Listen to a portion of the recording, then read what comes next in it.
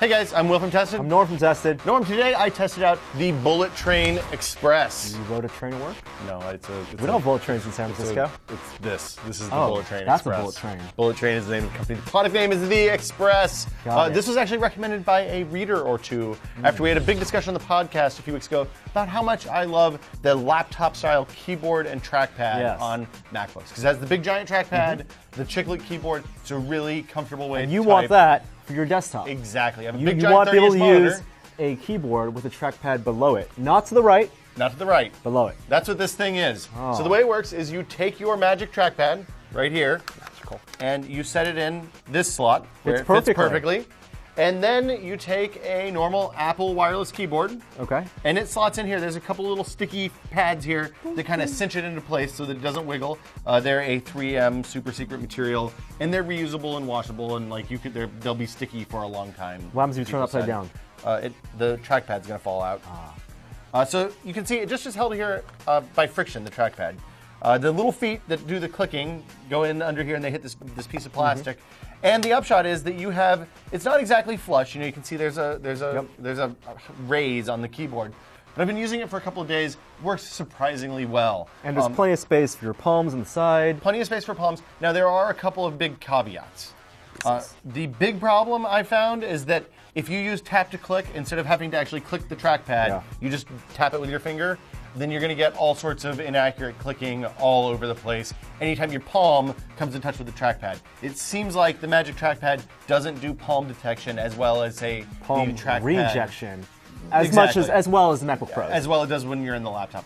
My hunch is that if you dig down into the plist files, you can probably figure a way to turn that on without a whole lot of hassle. It's fine. I don't like tap to click anyway. Yeah, if you don't mind turning off tap to click, then it's no problem. This works.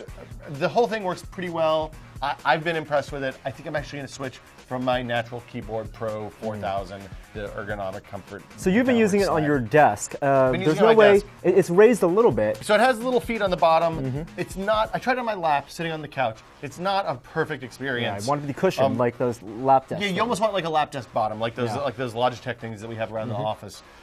This is. I know that they're saying that they use a lot of people who use Mac Minis for like HP PCs, home theater PCs, will buy something like this. I don't see it.